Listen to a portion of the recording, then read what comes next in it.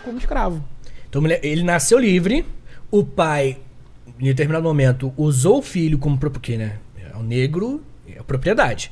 É aquela coisa que a gente estava comentando. Tipo assim, tá tão intrínseco à sociedade que a relação de pai e filho vem depois da relação de branco e negro. De propriedade. De propriedade. Ele vendeu e aí ele se tornou escravizado com quantos anos? Você lembra? Eu não sei, eu não tenho essa por volta de 10 anos ele é escravizado e aí ele é trazido pra São Paulo. Ele vem pra Santos como escravizado.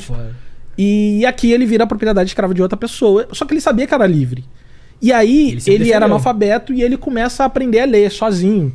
Porque o proprietário dele recebia estudantes que iam pra Campinas estudar e tal. E recebeu esses estudantes na casa e um desses estudantes ensinou ele a ler.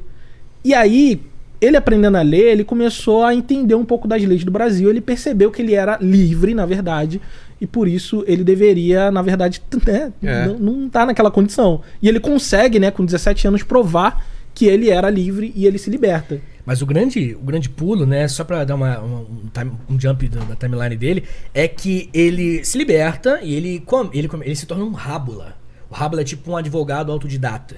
Sei. Individual, assim, que hoje em dia não pode ter mais, né? Mas ele é advogado porque a OAB reconheceu em 2016, sei lá. Então ele é. Não vem com esse papo, não. Ele é um advogado. E aí, cara, qual que é a coisa mais... Tem até um filme dele, Doutor Gama. Muito que maneiro. É do Jefferson D, que eu citei aqui. Não, sensacional. E aí, qual que é o grande... Sei lá, a coisa mais incrível, assim, é que o Luiz Gama, ele dedicou a vida dele, cara, a usar essas mesmas leis para libertar outras pessoas. Ele libertou mais de 500 pessoas escravizadas. Não. Mais de 5 mil pessoas escravizadas. 5 mil? 5 mil. Esses são os números do Luiz Gama. No fim da vida, ele estimava que ele tinha... Pode ser que seja mais, mas é porque ele fez algumas ações coletivas. E ele conseguiu libertar, tipo, basicamente, numa plantation, quase mais de 100 pessoas.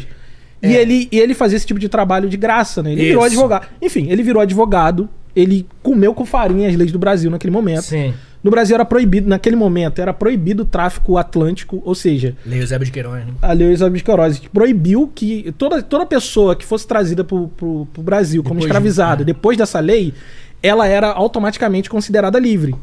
Mas o negócio era provar que essa pessoa foi trazida clandestinamente. Então o trabalho do Luiz Gama, basicamente, era esse, ele fazia isso gratuitamente.